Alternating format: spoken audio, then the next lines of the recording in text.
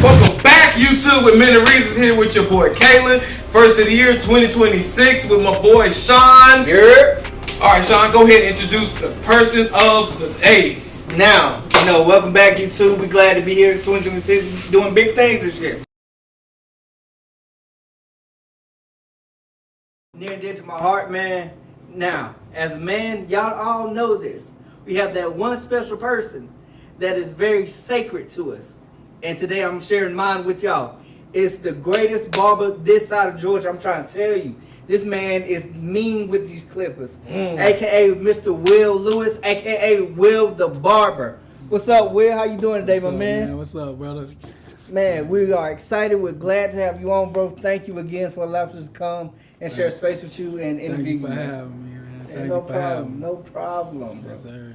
Alright then, so we're all the way here in Newnan, Georgia to talk to sir. you. So Sean's gonna start us out with the conversation, my man, and we're just gonna let it flow fluently, okay? So the thing I really want to ask and get into, Will, is what got you started with wanting to cut hair and making this a business?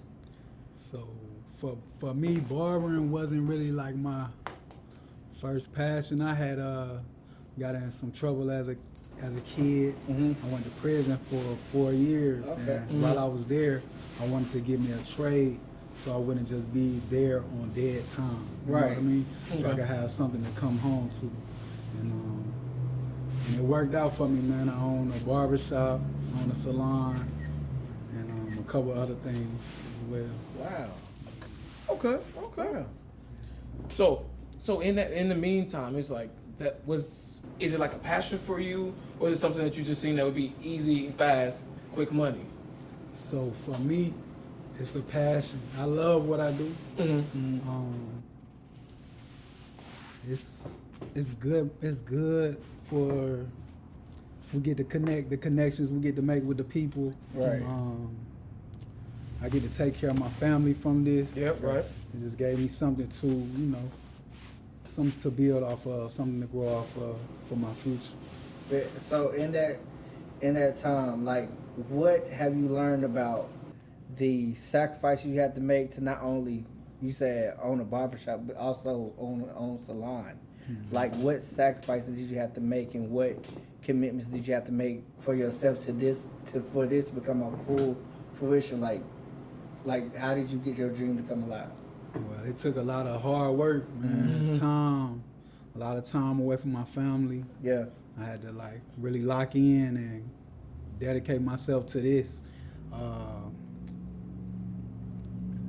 Open the close, early first one in, last one out, in order to build something strong. You know what I mean? Yeah. To build a strong foundation, something that I can grow off of. Man, holidays, birthdays. Had to give up clubbing, had to stop smoking, had to stop drinking in order to make the most out of this. Right. So that was just my path that I chose. It's different for everyone, but that's just, Okay. But I know, missing those key things. Like, I know you married and you have children. So missing those key birthdays and real pivotal points, and milestones for people. Just because you had to put in the work to get there. How did you make it okay with you? Did you always see this is what it was gonna be? Even from starting when you first started cutting, did you always have that vision? No matter what happens, this is what it's gonna be. This is where I'm aiming to. Man, it's crazy. I planned all this in prison. I said I was gonna get out, get me a family. I was gonna own multiple shops. And this has just been my vision from the beginning. And my wife, she a big part of that. She helped me put it all together. you know, and put everything in place. But I did plan all of this with nothing. You know what I mean? With no education, no nothing. I planned all of this, and it came to fruition. I didn't know how I was going to do it or if I was going to be able to, but I did. I was able to make it happen. All right. I want to speak on it just a little bit because they say normally, sometimes, especially to a man's success, there is a strong woman behind him who's helping. So speak to that just a little bit. You know, give a little shout out to her. Yeah. My wife, Jolisa, she runs the salon. She does dreadlocks now. When we opened up the salon, well, when I met her, we met on like hair. I was passing out my cards, trying to get people to come to the shop to sit in my chair. And I had seen her in Walmart or whatever, and we just connected from there. And man, she's always been like a great supporter of me, always pushing me to start and do my own thing. Do what you say you're gonna do. Right. You said this is what you wanted. Now let's make the LLC. Let's do this, and you know what I mean. Let's do that. So she was a big part of that, man. I'm real thankful to have her in my life. Shout out to Will's wife. Shout out to Will's wife. For real. For real, man. So like for me, like when I come here, it is the atmosphere is so like I know you guys probably can't see all of it right now, but the atmosphere is so conducive like to being successful and to like having a vision for yourself and a vision for your life. Like I come in here some mornings and Will has on motivational music and motivational speeches, and you know I'm getting trimmed up and everything like that. And so how important was it for you, Will, to create a space where you wanted that to be like the echo of this space? Like you wanted people to always be wanting to pursue more and do more. Like why was that so important to you? So when I opened this up, that wasn't like my routine. You know what I mean? Like when I came in, we have hip hop on early, 7 in the morning. Yeah. But it was like growing pains, and I seen the effect we had on the people, because we got a lot of different people coming in, different races, all this. You feel me? Yeah. Like sex, everything. So I wanted to give them something to like inspire them to do something, because a lot of people see me doing this and they think it's this big thing, but I look at it like anybody can do anything they put their mind to, if you're willing to like dedicate yourself to it or believe in yourself. First you got to believe in yourself. But that was just something that I wanted to instill in the community and the people around me. Like I say, I get a lot of kids in here, a lot of college students, a lot of grown men who might, you never know what somebody is going through or what they're dealing with. So I want you to leave here inspired and believing in something. I don't want you to leave here sad, you know. Yeah. That was just my thing. That was my goal. But it came over time. Like I say, I didn't start off with that mindset.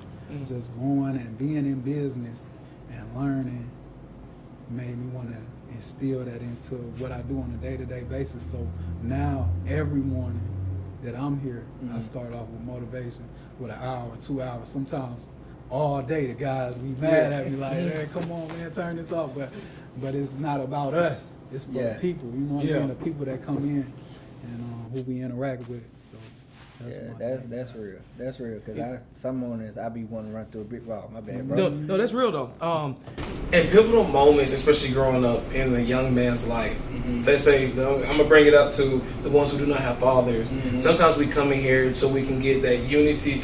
You can kind of feel where they at. Like some guys, like real stiff. You know what I mean? Like they don't know how to like loosen up. Especially like guys who come from like group homes and stuff like that. When I interact with those guys, you could tell like they're real uptight all the time.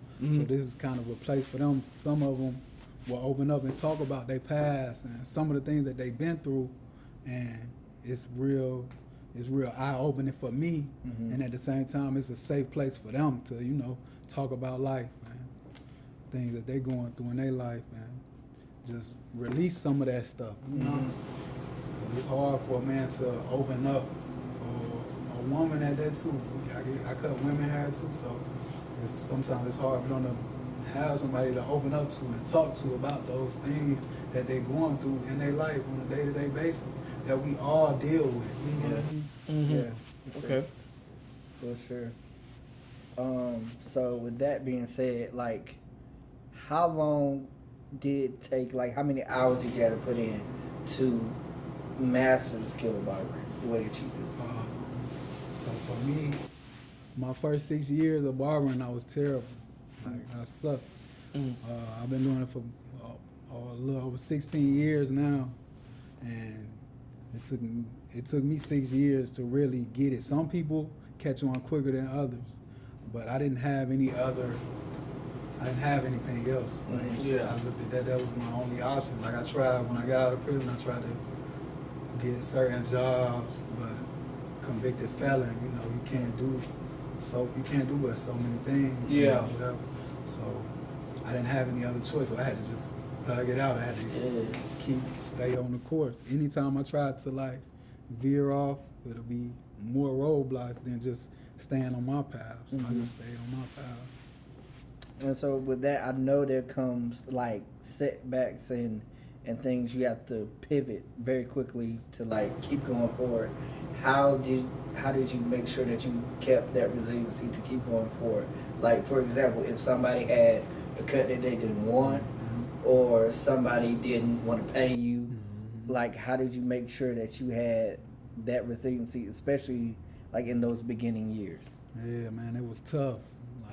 Like I say, there was a lot of times I wanted to quit, but it's growing pains. I guess you get better with it over time. Everybody deals with it differently, but over time you learn how to manage it. You get better at your skill. You have less of that, but you can't. Nobody's perfect, Right. so you can't please everybody. So it doesn't matter. I could be the best barber in the world. It's still gonna be somebody who sits in my chair who's not gonna like what I give them. You know what I mean? Because you can't please everybody. It's human nature. We're not perfect. So. Right. So I just try to do the best that I can, and now, like I said, it's growing pains. Over the years, you get more stern, you get more comfortable with your craft, you know what I mean, so that you can like really speak for yourself and not be so timid and shy away from what it is that you do in your profession. Because like in the beginning, I would be like, I would be unsure of myself, or I wouldn't be sure if I did a good cut or not. And I've had to deal with that a lot in the past. Like I say, the first 6 years I was terrible, so I had a lot of complaints. I had to deal with a lot of disgruntled customers, you know what I mean? So it's all growing pains, man. It's all growing pains. And then, but coming from the streets and, doing certain things in that aspect, it transitions over, so you kind of know how to deal with it. Everybody's not gonna have the skills to deal with it. It'll discourage a lot of people and make them quit, but you gotta build up that tough skin to endure anything, because there's always gonna be obstacles in life, no matter what you're going through or what you're dealing with. Question, and we know this, we hear this. Do you ever feel some type of way if someone cheats on you as a barber? Because let me tell you, I hear it all the time. You hear people say you can have a backup barber. You hear people say, this is my main barber. He's cut my hair for millennia. Do you ever feel some type of way if someone else goes to someone else? So honestly, I mean, yeah, you're gonna feel a way, but like I tell everybody, the customer has the choice to spend their money where they want to spend it at. So you can't take it to heart. Like, yeah, it's discouraging, like it's uncomfortable, but you don't control their money or who they go to or where they sit at. That's out of my power. So all I can do is control my chair and make sure that I put out the best work that I can do, no matter who sits in the chair. That's real. That's real. Do you do any like thing for, let's say like somebody has single mothers or anything like that? Do you do certain discounts or like packages for people that's downtrodden or anything like that? It all depends. I got I cut at the school. I used to cut at the school every Monday every Monday I'll do free haircuts for the kids. I don't do back to school haircuts anymore because that's like our busiest time, so it doesn't make sense to do back to school haircuts. But I do have a lot of people who I cut their hair and I don't charge them anything, just out of the kindness of my heart. No relationship or nothing of that sort. It's just things that I've seen in them that kind of makes me want to do for them, or because you never know how a haircut might affect somebody or what they going through, so I try to use that as a way to kind of inspire people. But it's mostly kids. I don't charge family for haircuts. I got you. So if somebody was thinking about getting into barbering and like they wanted to maybe one day own their own business or anything like that, what is some of the advice that you would for sure give them? Okay, so with anything that you do, anything that you interested in, I would say, man, just give it your all. Go all in. You don't know until you try. A lot of people just talk or say they want to do this and want to try that, but they never put forth the real effort to see what they can get out of it. You know what I mean? What you could accomplish if you would have gave it your all, or even if you would have tried. Sometimes some people, it just takes small effort to make like great distances, great gains. But it's different for everybody, like I say. So always try, man. Just try. That's all I can say is try. My man.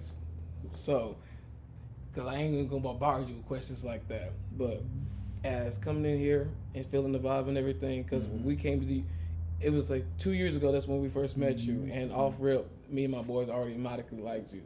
But then to actually come and have you on the cast, especially speaking to you, to our community and your community, is this something that you would want to get into, especially on social media wise, talking wise? Yeah, that's something that I'm like working towards, like on my social media. At IAmWillTheBarber, I think they're gonna put it up there for you. It's gonna be in the description. Yes, it is. Yeah, so I try to give out a lot of free game to anybody who interested, mostly for like barbers, but I try to do like a lot of like self-help talk so that people can like believe in themselves and just avoid some of the distractions that just come with life. Yeah. Man, I just want to help people, man. That's why I'm so passionate about what I do. I get to interact with a lot of different people, and I get to learn a lot from them, as well as give back information as much as I can. That's what's up. That's what's up. So, as this episode concludes, the first one of the year, everything of his social media will be in the description below, as long as with the title. This is a great way to start for you, Sean. You got any remarks? Yeah, man. So, my remarks is, he is one of the, if not the best barber in Georgia. Now, let me tell y'all, this is my caveat. Y'all cannot have my barber, okay? I'm letting y'all know right now, y'all can't have him. Y'all can make y'all own appointments. We can put that in there, because we try to help y'all out. But y'all can't have him. Y'all can't steal him. That's all I got. That's it for real. Will, if you got anything? Man, just stay blessed, man. I appreciate y'all for watching. Man, believe in yourself, man. Anything you put your mind to, you can accomplish it. I feel like I'm living proof of that, for sure. You need some great guys here, man. I really appreciate the opportunity. I appreciate y'all having me on the show, man. Facts. This is dope. And if you ever want me to come and sit down with y'all again, I'm open to it. If you need my space or anything. You know you allowed back on. Let's go, man. And this has been Men of Reasons. We out.